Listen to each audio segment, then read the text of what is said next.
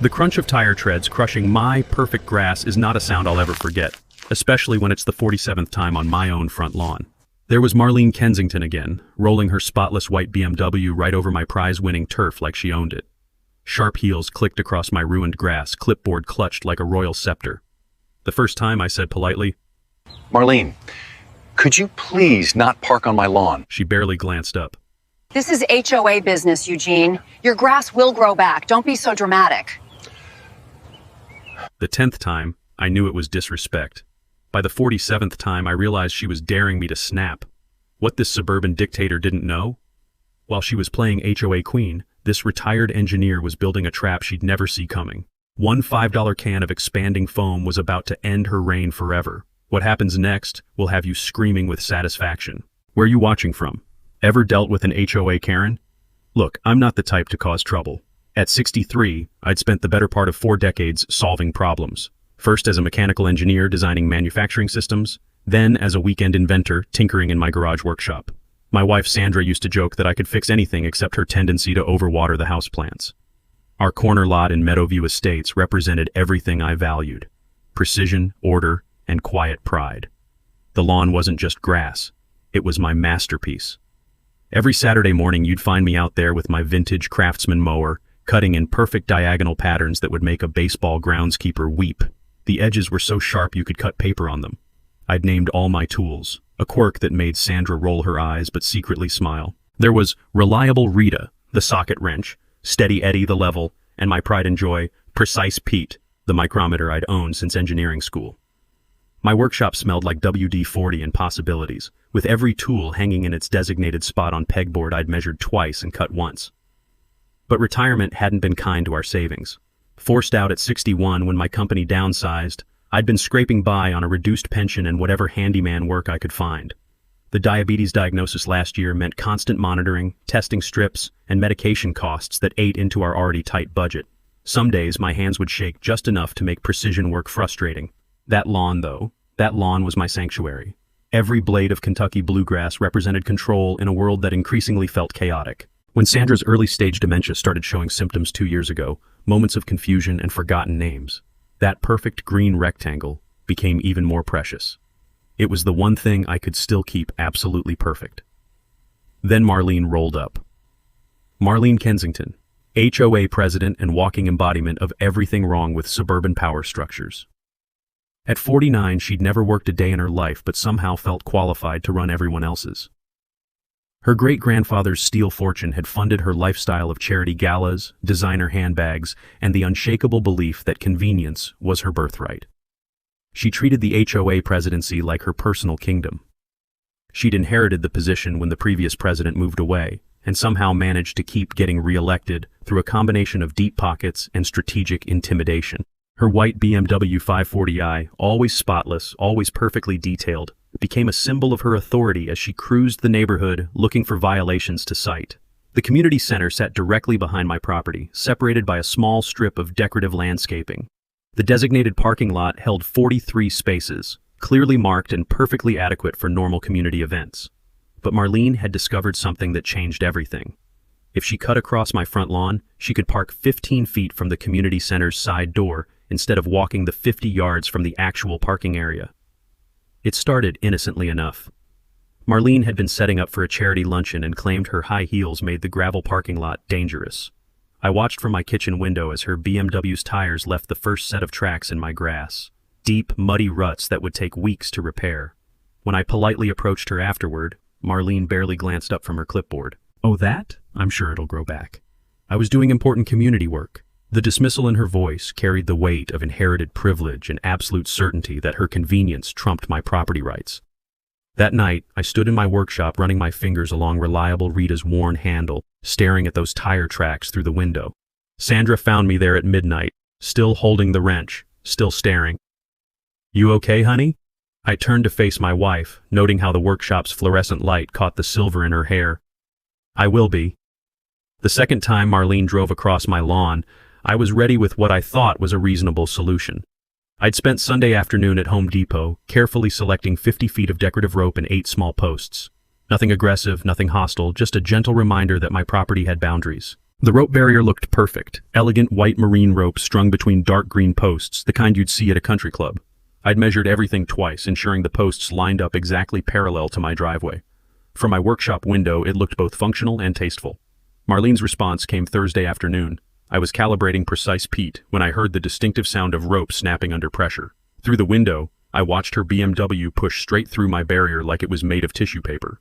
The carefully positioned posts toppled over, dragging torn rope through the mud her tires were creating. This time, she didn't even slow down. What happened next taught me something important about the difference between engineering problems and people problems. When a machine breaks, you can identify the failure point, replace the damaged component, and expect it to work properly. When a person breaks, well, that's a whole different kind of problem. Friday morning brought a crisp white envelope in my mailbox. The Meadowview Estates letterhead looked official, the language carefully crafted to sound both professional and threatening. Dear Mr. Fletcher, it has come to our attention that you have installed unsightly barriers on your property that create safety hazards for community emergency access. Per HOA Covenant Section 4.2.7, all property modifications must be pre-approved by the Architectural Review Committee. Failure to remove these barriers within 72 hours will result in a $150 fine for each day of non-compliance. Sincerely, Marlene Kensington, HOA President. I read the notice 3 times, my engineering mind automatically analyzing the logic. Emergency access? My rope barrier was set back 20 feet from the street, nowhere near any emergency vehicle path. Architectural Review Committee? I'd checked. Decorative fencing under 3 feet didn't require approval. But here's what I'd learned during 35 years of solving mechanical problems. Sometimes you have to step back and study the whole system, not just the broken part. This wasn't really about ropes or posts or emergency access. This was about power, and Marlene had just demonstrated exactly how she intended to use hers. Saturday morning found me in my workshop, spreadsheet open on Sandra's old laptop documenting everything. Timestamps, photographs, weather conditions, the exact depth of tire ruts in different soil moisture levels. If Marlene wanted to play the documentation game, she'd picked the wrong engineer. Sandra brought me coffee around 10, studying the precise measurements and detailed notes covering my workbench. You know, honey, your dad always said the best way to deal with a bully is to become something they can't control. I looked up from my calculations. What did he mean by that? I don't think he ever figured it out. Sandra's laugh carried just a hint of sadness. But you will. The fine notice arrived Monday morning, $150 for non-compliance with architectural standards.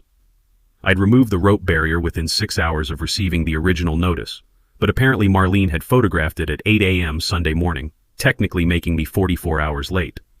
I paid the fine that afternoon, but not before making a copy of the check and filing it in a new folder labeled Marlene Documentation. I'd started thinking like an engineer again, treating this as a systems problem that required data collection and analysis. Tuesday brought the mini twist that changed everything. I was replacing the sprinkler heads Marlene's BMW had crushed when I noticed something odd about the tire tracks. The pattern showed she wasn't just cutting across randomly, she was following the exact same path every time. Same entry angle, same exit point, same spot where she always stopped to check her makeup in the rearview mirror. Engineers love predictable patterns. They make calculations possible.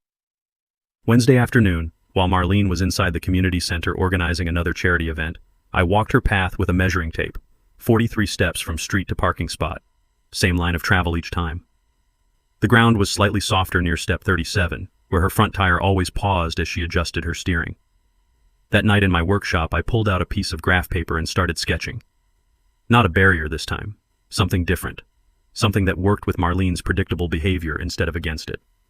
Sandra found me there past midnight, surrounded by calculations and automotive engineering manuals. Still working on your people problem? I looked up, my eyes bright with the focused energy she remembered from my younger days. Not a people problem anymore. This is a physics problem. The private property signs were my next attempt at reasonable communication. 4 aluminum posts, professionally printed yellow signs with bold black lettering, private property, no vehicle access, violators will be towed. I'd researched the exact wording to ensure legal compliance, even called the non-emergency police line to verify my property rights. The signs looked official, authoritative, and completely clear. I positioned them strategically along Marlene's preferred route, impossible to miss even if you were texting while driving, which, as I'd observed through my workshop window, Marlene frequently was. The morning after installation, I felt genuinely optimistic. Surely even someone as entitled as Marlene would respect clearly posted property boundaries. This was America, where property rights meant something, where no trespassing carried legal weight. I should have known better. Thursday afternoon brought the sound of metal crunching and signs clattering to the ground. Through my window, I watched Marlene's BMW push through my carefully positioned signs like a tank rolling through a peace protest. 2 signs bent completely over, 1 post snapped at ground level, yellow aluminum scattered across my lawn like automotive confetti. But this time was different. This time, Marlene brought friends. 3 catering trucks followed her BMW across my property, their combined weight turning my carefully maintained lawn into something resembling a construction zone. Deep ruts carved through grass that had taken me 2 seasons to establish. My underground sprinkler system, 20 years of careful installation and maintenance, crunched and snapped under commercial truck tires. The smell of diesel exhaust hung heavy in the afternoon air, mixed with the earthy scent of torn roots and displaced soil. I stood at my workshop window watching my pride and joy transform into a muddy wasteland, and felt something shift inside my chest. Not anger exactly. Engineers don't solve problems with anger. This was colder, more focused. This was calculation. Friday morning's envelope contained 2 surprises. First, another violation notice, this time citing me for hostile signage that creates unwelcoming community atmosphere. Second, an invoice for $847 to repair irrigation damage to community center landscaping caused by improperly installed signs. I read the invoice 3 times before the audacity fully registered. Marlene was billing me for damage her trucks had caused to community property while using my lawn as a parking lot. The paperwork listed sprinkler line disruption, turf restoration, and emergency landscaping services, all for repairs to community center irrigation that I knew for a fact had been broken for months. But here's what 40 years of engineering experience teaches you. When someone hands you data that doesn't make sense, you dig deeper. I spent Saturday afternoon with my neighbor Tom Brennan, a retired insurance adjuster who'd watched Thursday's destruction from his kitchen window. "You see where those trucks went after they crossed your place?" Tom asked, pointing toward the community center. "Straight through the flower bed by the main entrance. Snapped off 3 sprinkler heads that were already busted. I know because I've been watching water pool there every morning for 2 months." Sunday brought my moment of clarity. I was in my workshop, studying the invoice line by line, when Sandra appeared with fresh coffee and a question that cut straight to the heart of everything. "Honey, when you were designing factory systems, what did you do when someone kept sabotaging the production line?" I looked up from the paperwork. "You document the sabotage, then design around the saboteur. And if they kept escalating? You let them escalate until they made a mistake big enough to get themselves fired." Sandra smiled, the expression that had captured my heart 40 years ago still lighting up her face. "So what mistake is Marlene going to make?" That afternoon, I made 3 phone calls. First to my insurance company, reporting property damage and requesting a claims adjuster. Second to the county clerk's office, requesting copies of all HOA covenants and community center maintenance records. Third to my neighbor's son, Danny, a journalism student at the state university who'd been looking for an investigative project. "You interested in a story about HOA corruption?" I asked. "Is there any other kind of HOA story?" Monday's mini twist arrived in the form of Marlene's response to my insurance claim. She'd filed a counterclaim alleging that my improperly installed signs had created a traffic hazard that forced her to take evasive action across my property. Her statement described a near miss with an elderly pedestrian that never happened, supported by photographs of sign damage that she'd caused herself. But Marlene had made one crucial error. Her counterclaim included timestamps that didn't match the catering truck's arrival schedule. According to her story, she'd swerved to avoid the imaginary pedestrian at 2:15 p.m., but my photos showed the catering trucks already on my property at 2:10 p.m., following the exact same path. Engineers love it when the math doesn't add up in someone else's favor. Marlene's charity gala was scheduled for Saturday, October 15th, her biggest social event of the year. The Autumn Elegance fundraiser for children's literacy had been promoted in the community newsletter for 6 weeks, complete with promises of valet parking, wine tasting, and live jazz. 53 confirmed guests, including the mayor's wife and 2 city council members. I learned about the expanded guest list from the official notice posted on my front door Wednesday morning. Not a request, not a courtesy heads up, a formal notification that my entire front yard had been designated as overflow parking for Saturday's event. "Dear Mr. Fletcher," the letter began, "due to overwhelming community response to this important charitable endeavor, The Architectural Review Committee has temporarily designated your front lawn as auxiliary parking to ensure adequate accommodation for our distinguished guests. This designation is effective Saturday, October 15th, from 4 p.m. to 10 p.m. under HOA Emergency Provisions Article 9.3.1. I had to admire the legal creativity, even as my hands trembled slightly from morning blood sugar fluctuations. Article 9.3.1 actually dealt with snow removal equipment access during winter emergencies. Marlene had simply invented a charitable parking emergency. Saturday afternoon arrived crisp and clear, perfect autumn weather that made my destroyed lawn look even worse by comparison. From my workshop window, I watched the setup begin. A professional event company arrived at 2 p.m. with white tents, tables, and a portable bar. Everything positioned on the community center grounds. Everything elegant and expensive. Then came the cars. 53 vehicles, from luxury sedans to the mayor's wife's Tesla, each driver directed by white-gloved valets to park on my property, not just the front yard anymore. They were using my side yard, my driveway, and even the carefully maintained strip of grass between my fence and the sidewalk. The sound was devastating. 53 sets of tires rolling across what had once been my masterpiece, turning 2 years of careful cultivation into a muddy parking lot. The smell of exhaust mixed with fresh soil and crushed grass created a nauseating combination that reminded me of construction sites and broken promises. But Marlene's masterstroke came at 6 p.m. when the local newspaper photographer arrived to document the record-breaking charitable attendance. The headline practically wrote itself, "Community Comes Together for Children's Literacy." Photos of smiling guests, elegant table settings, and in the background, my destroyed property serving as evidence of neighborhood cooperation.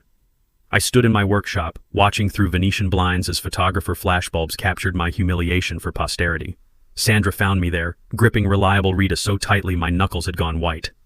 "You know what your father would say right now?" she asked quietly. "What?" "He'd say this isn't about your lawn anymore." She was right. This wasn't about grass or property rights or even money. This was about power, and Marlene had just demonstrated exactly how much she thought she had. 53 witnesses to my helplessness. Official photography documenting my defeat.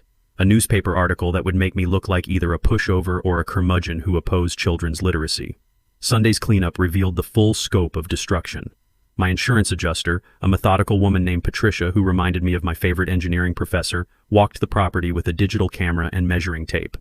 "I've seen parking lot damage before," she said, photographing tire ruts that had carved 6-inch gouges through my topsoil.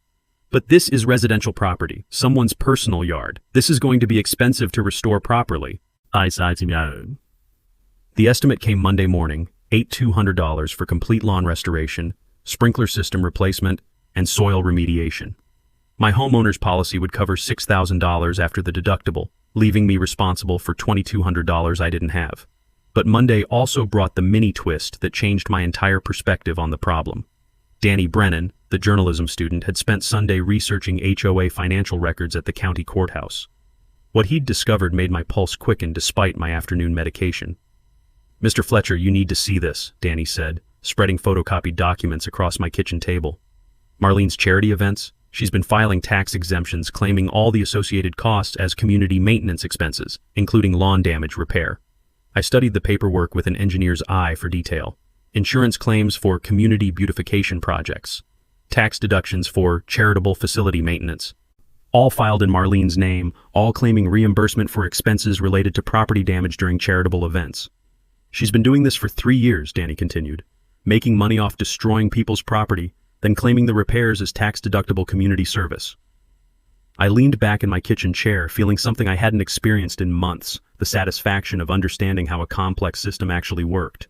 This wasn't random cruelty. This was systematic fraud, and fraud left paper trails. Engineers love paper trails. Tuesday morning brought the phone call that changed everything. Danny Brennan's voice carried the excitement of a journalism student who'd just uncovered his first real story. "Mr. Fletcher, you need to meet me at the courthouse, like right now. I found something huge." I drove downtown with Sandra, my hands steady on the wheel despite the morning insulin adjustment. The courthouse smelled like old paper and floor wax, familiar scents that reminded me of the patent office visits from my engineering days. Danny was waiting in the records room, surrounded by manila folders and photocopied documents. "Look at this," Danny said, spreading papers across the table like a detective revealing crucial evidence. 3 years of tax filings, insurance claims, and HOA financial reports. Marlene's not just stealing from you. She's been running a systematic fraud operation. The documents told a story that made my engineering mind race. Every charity event Marlene organized generated two types of paperwork: public records showing community donations and support, and private insurance claims for accidental property damage during community service activities. See this? Danny pointed to a claim from October 2021. Autumn literacy fundraiser, 42 cars, $6,800 in lawn damage to 3 different properties. But look here. He flipped to another document. She filed for $12,000 in tax deductions, claiming the repair costs were community beautification expenses she paid out of her own pocket. Sandra leaned over my shoulder, studying the numbers with the careful attention she'd once applied to balancing our household budget. She's claiming the same expense twice, once as a charitable deduction, once as community improvement. Gets better, Danny continued. The insurance payouts go to an LLC she created called Meadowview Community Services. Technically legal since she's the HOA president, but guess what? The LLC pays all its contracts to her cousin's landscaping company in Tennessee. Money goes in, work never gets done, profits get divided between family members. I felt the familiar sensation of pieces clicking into place, like when a complex engineering problem finally revealed its elegant solution. This wasn't about parking convenience or even power tripping. This was about money, significant money, generated by systematically destroying neighbors' property and exploiting charitable tax loopholes. How much money are we talking about? I asked. Danny pulled out a calculator and started adding figures from different documents. Over 3 years, she's generated approximately $47,000 in fraudulent insurance claims and tax deductions. That's federal tax fraud, insurance fraud, and breach of fiduciary duty as HOA president. The room fell silent except for the hum of fluorescent lights and the distant sound of courthouse business. I stared at the paperwork, my mind automatically calculating the implications. This wasn't just about my lawn anymore. This was about every neighbor who'd been bulldozed by Marlene's charity events, every family who'd paid increased HOA fees to cover her fraudulent expenses. There's more, Danny said quietly. I called the Tennessee landscaping company yesterday, pretended to be a customer looking for references. Turns out they've never done any work in our county, ever. All those bills for lawn restoration, pure fiction. Sandra reached across the table and touched my hand. What does this mean legally? It means, I said slowly, my voice carrying the weight of 35 years of systematic problem solving, that Marlene just became a federal case. Insurance fraud crosses state lines when fake companies are involved. Tax fraud brings in the IRS, and if I can prove intentional property destruction for financial gain— I didn't finish the sentence, but Danny nodded understanding. Criminal charges, real jail time, not just fines or community service. I gathered the documents carefully, my engineer's mind already organizing them into logical sequences and clear evidence chains. For 3 months, I'd been treating this like a neighbor dispute, trying to solve it with barriers and signs and reasonable conversation. But this wasn't a neighbor dispute. This was a crime in progress, and I'd been the unwitting victim providing evidence of ongoing criminal activity every time Marlene drove across my lawn. Danny, I need you to make copies of everything. Sandra, call our insurance company and tell them we need to amend our claim to include suspected fraud investigation. And I need to make a phone call. To who? Sandra asked. My smile carried the satisfaction of an engineer who'd finally identified the critical failure point in a complex system. The FBI. Turns out they have a whole department that specializes in this kind of thing. My workshop transformed into a command center over the next 2 weeks. The pegboard that once held only tools now displayed a timeline of Marlene's activities, insurance documents, and a hand-drawn map of every property she'd damaged during charity events. Sandra joked that it looked like something from a detective show, but I recognized it as what engineers call systems analysis, breaking down complex problems into manageable components. The expanding foam solution had come to me Tuesday night while researching automotive repair techniques. I'd been looking for ways to document tire damage when I stumbled across a forum discussion about expanding foam applications. Originally designed for filling gaps in construction, the stuff had interesting properties. It expanded to 3 times its original volume when exposed to pressure, hardened within minutes, and formed chemical bonds with rubber that required industrial solvents to break. Here's how it works, I explained to Sandra, sketching the mechanism on graph paper. Standard expanding foam canister, the kind you buy at any hardware store for $5. I drill a hole in this ground where Marlene always parks her front tire, insert the canister neck up, cover it with a thin layer of sod. When her tire rolls over it, the weight crushes through the grass and punctures the canister top. Foam expands instantly, grows up around the tire, and hardens like concrete. Sandra studied my sketch with the careful attention she'd once applied to my engineering blueprints. Will it hurt the car permanently? Nope. Embarrassing and expensive to remove, but no permanent damage. The foam bonds with rubber, not metal, so it'll take a professional tow service about 2 hours with industrial solvents to cut her free. Cost her maybe $300, teach her a lesson about trespassing, and give us photographic evidence of exactly where she parks. The legal strategy required more delicate coordination. Danny Brennan had connected me with Maria Santos, a federal prosecutor who specialized in white-collar fraud cases. Maria couldn't officially advise me on anything resembling vigilante justice, but she could explain federal evidence requirements for insurance fraud prosecutions. Documentation is everything, Maria had explained during our unofficial coffee meeting. Dates, times, witnesses, photographs. If someone were hypothetically documenting ongoing fraud, they'd want clear evidence of intentional property damage, false insurance claims, and a pattern of deceptive behavior. Video evidence is particularly compelling. My neighbor Tom had volunteered his security cameras for expanded coverage. Tom's system already captured the street approach to my property, but we repositioned one camera to focus specifically on Marlene's preferred parking spot. High-definition video with timestamps would provide undeniable evidence of trespassing and the exact moment of foam activation. The financial calculations fascinated my methodical mind. Marlene's next charity event, the Holiday Hope Gala scheduled for November 12th, was projected to host 65 guests.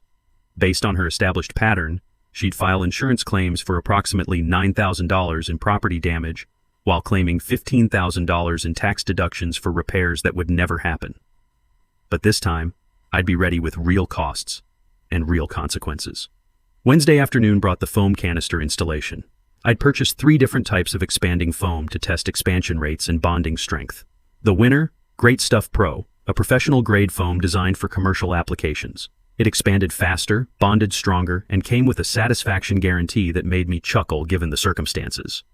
The installation itself took precision worthy of my engineering background. I measured Marlene's tire placement from 5 different charity events, identifying the exact coordinates where her front wheel always stopped. 6 inches from my driveway edge, 18 inches from the decorative boulder Sandra had placed there 3 summers ago. The hole was 4 inches deep, just enough to seat the canister securely while keeping the activation trigger near ground level. I covered the installation with a carefully cut piece of sod, watering it lightly to maintain natural appearance. From 3 feet away, the spot looked perfectly normal. Friday brought the alliance that would make everything possible. I'd never considered myself a community organizer, but 3 months of documentation had revealed something important. I wasn't Marlene's only victim. The Hendersons had lost their front flower garden to last year's spring fundraiser. The Patels were still fighting insurance claims from summer damage. The Johnsons had simply given up and moved to Arizona. She's been using our properties like her personal parking lots for 3 years, Mrs. Henderson said during the impromptu meeting in my kitchen. Insurance barely covers half the damage, and she just keeps escalating.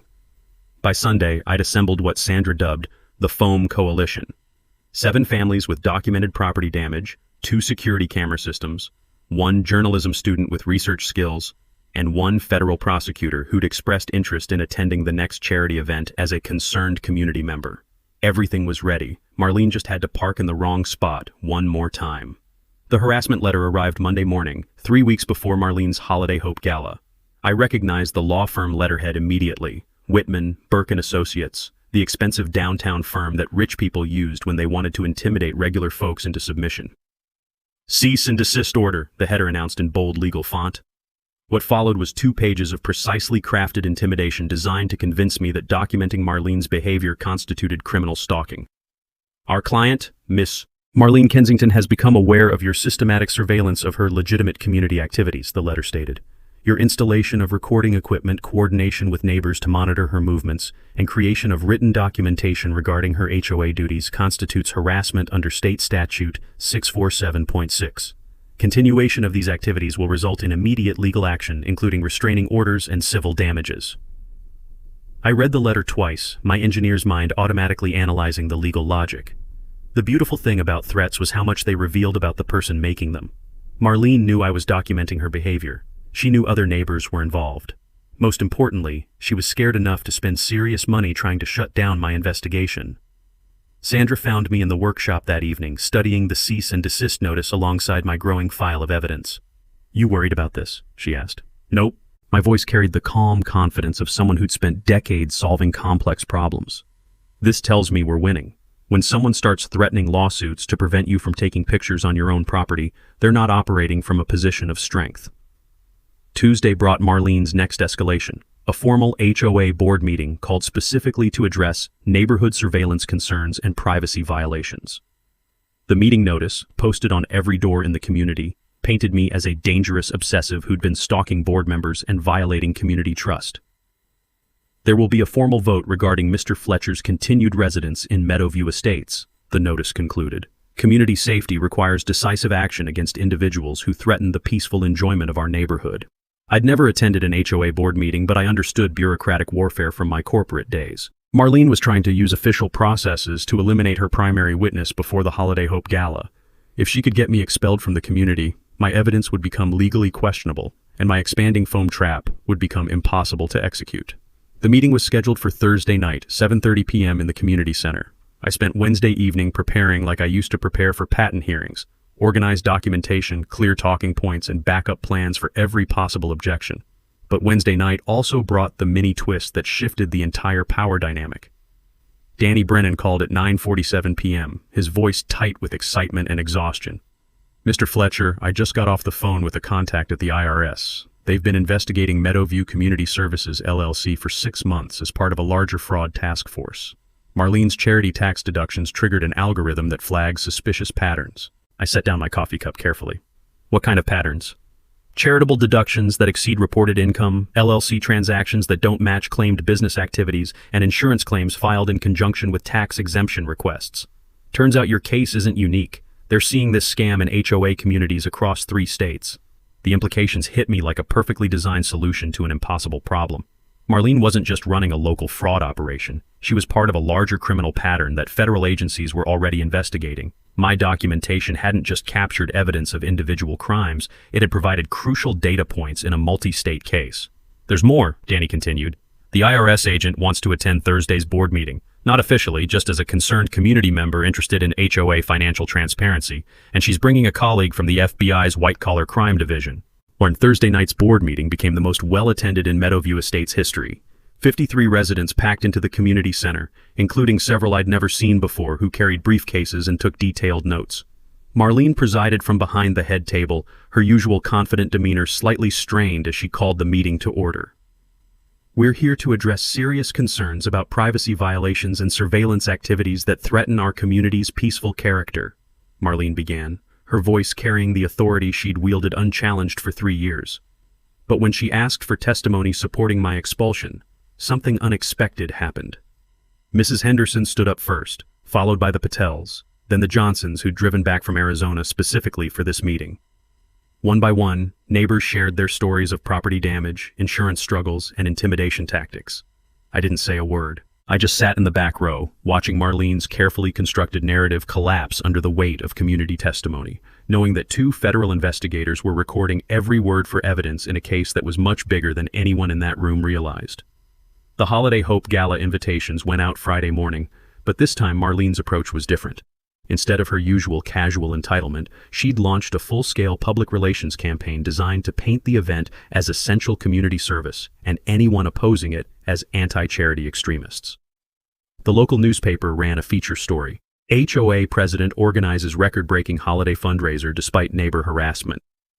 Marlene had somehow convinced the editor that my documentation efforts represented a coordinated attack on charitable giving in the community. The article included a photo of her standing beside my damaged lawn, describing it as necessary sacrifice for the greater good of children's literacy programs. I read the article twice, noting how skillfully Marlene had reframed the narrative. She wasn't a property destroyer anymore. She was a charitable hero being persecuted by selfish neighbors who valued grass more than hungry children. The article even quoted an unnamed community leader who suggested that some residents prioritize personal aesthetics over community welfare. "She's good," Sandra observed, reading over my shoulder. "Evil, but good at it." Sunday brought the event logistics that confirmed my expanding foam trap would get its opportunity. Marlene's assistant posted detailed parking instructions on the community bulletin board. 65 confirmed guests, valet parking provided, and auxiliary parking areas that included my entire front yard. But this time, Marlene had added a new wrinkle. Professional photography and videography, courtesy of Channel 7 News, would document the largest charitable gathering in Meadowview Estates history. The coverage would air during the Monday morning news program, showcasing community cooperation and charitable spirit. I realized Marlene was planning to use media coverage to make her property destruction look like voluntary community participation. If my lawn appeared on television serving as event parking, it would create public record suggesting I'd agreed to the arrangement.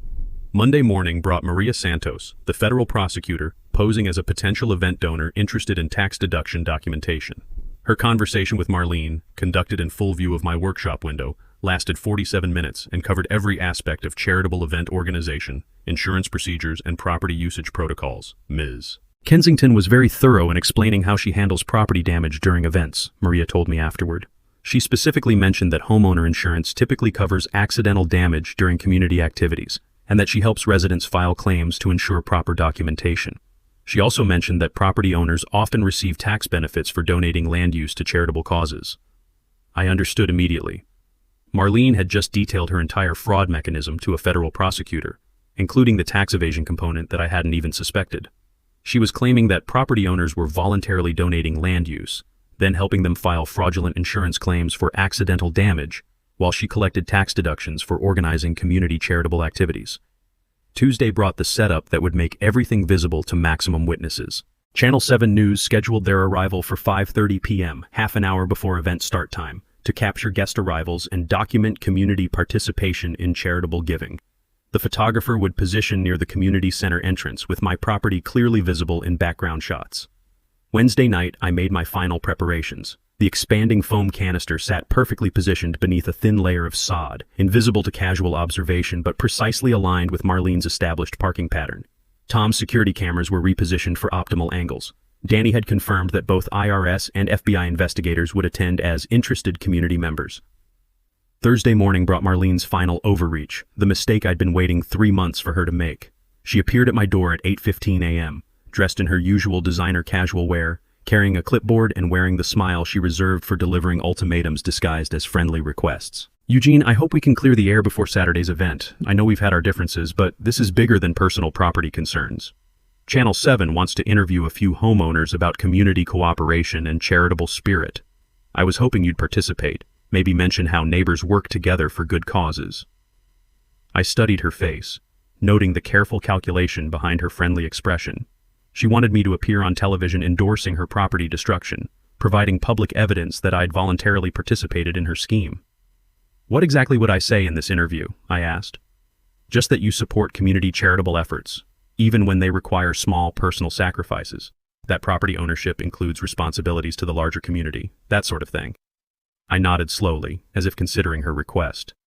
And if I prefer not to participate? Marlene's smile tightened almost imperceptibly. Well, the footage will show cars parked on your property anyway. It would look better if you were part of the story rather than someone who had to be worked around. Saturday evening, at exactly 5:47 p.m., Marlene's white BMW would roll across my lawn one final time, heading directly toward the expanding foam canister that would end 3 months of systematic property destruction in the most public way possible. Saturday evening arrived crisp and clear, perfect November weather that made the community center glow under the warm lights Marlene's event company had strung between the oak trees. I watched from my workshop window as the first guests arrived at 5:15 p.m., luxury sedans and SUVs filling the designated parking lot before overflowing onto residential streets. Channel 7's news van pulled up at 5:30 sharp, followed by a photographer's sedan and what looked like a mobile broadcast unit. I counted 17 people with cameras, microphones, and official-looking equipment, all positioning themselves to capture the record-breaking charitable attendance Marlene had promised. At 5:35, the valet service began directing overflow parking onto my property, just as Marlene's notice had specified. I felt my pulse quicken as the first BMW rolled across my lawn, followed by a Mercedes, then a Tesla. Each car followed the same path, guided by white-gloved attendants toward the grassy area that had once been my pride and joy. Sandra appeared beside me with coffee, her hand steady despite the magnitude of what we were about to witness. You ready for this? I nodded, checking my watch. Marlene always arrives at 5:45, parks in the same spot every time, checks her makeup in the rearview mirror, then makes her grand entrance. She's never varied the pattern. At 5:43, my phone buzzed with a text from Maria Santos. FBI and IRS in position, Channel 7 ready to broadcast live. Documentation teams prepared. You sure about this? I typed back. Engineering calculations don't lie. She'll park exactly where she always parks. 5:44 p.m. Brought the sound I'd been waiting for. Marlene's BMW approaching from the street, its engine note distinctive after months of involuntary familiarity. Through my workshop window, I could see her following the same route she'd taken 47 times before, guided by muscle memory and absolute confidence in her right to use my property as her personal parking area. Channel 7's cameras swiveled to follow her approach, the reporter speaking into her microphone about community leadership and charitable dedication.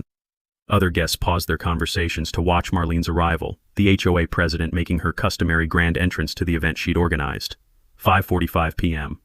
Exactly.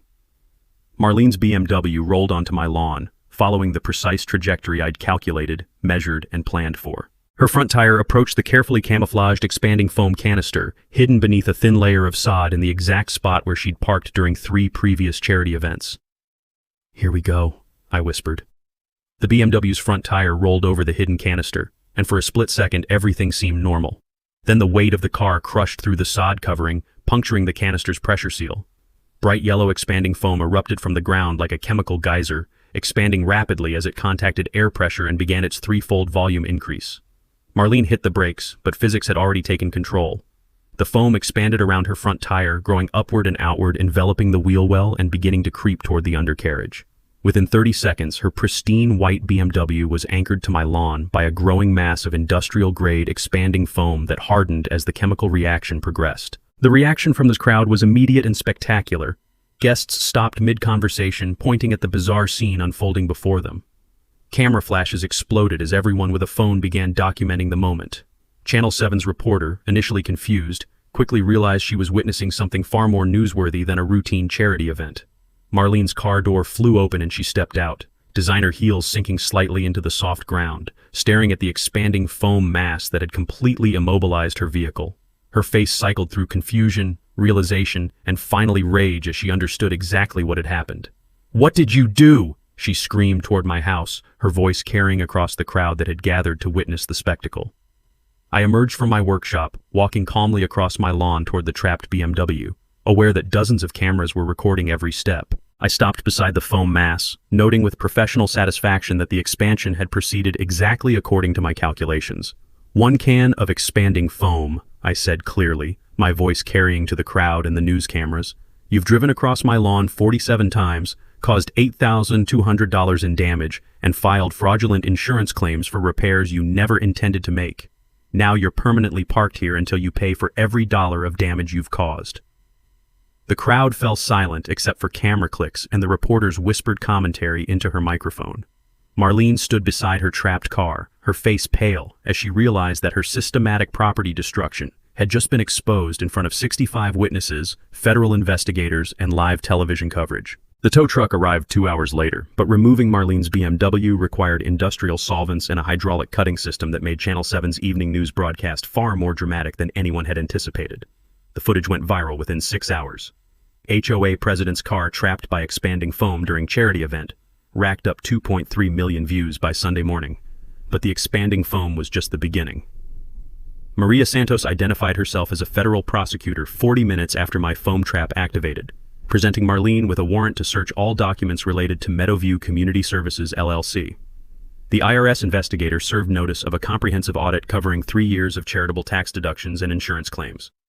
By Sunday afternoon, Marlene's financial records were in federal custody, and her HOA presidency was suspended pending criminal investigation. The financial recovery exceeded everyone's expectations. Federal investigators discovered that Marlene's fraud operation had generated $127,000 in illegal profits across multiple communities, with Meadowview Estates residents bearing $43,000 of documented property damage. The court ordered full restitution plus penalties, funded by seizure of Marlene's BMW, her jewelry collection, and the Florida condo her grandmother had left her. My lawn restoration began in December, funded by federal restitution that covered not just repair costs, but improvement to original condition. The insurance company, eager to avoid fraud prosecution, provided additional compensation for my documentation efforts. My final settlement totaled $12,800, enough to restore my property and install a professional irrigation system that Sandra had always wanted. The community changes went deeper than landscaping. Meadowview Estates elected a new HOA board in January, with me serving as treasurer and implementing financial transparency measures that became a model for other communities. The new bylaws required public approval for any event using private property, eliminated emergency powers for individual board members, and established an independent audit process for all community funds. But my proudest achievement was the Meadowview Community Tool Library, opened in March in space donated by the new HOA board. Every Saturday morning, neighbors could borrow everything from socket wrenches to power tools, with me providing instruction and safety training. The program sparked similar initiatives in 4 nearby communities and caught the attention of urban planning researchers studying neighborhood cooperation.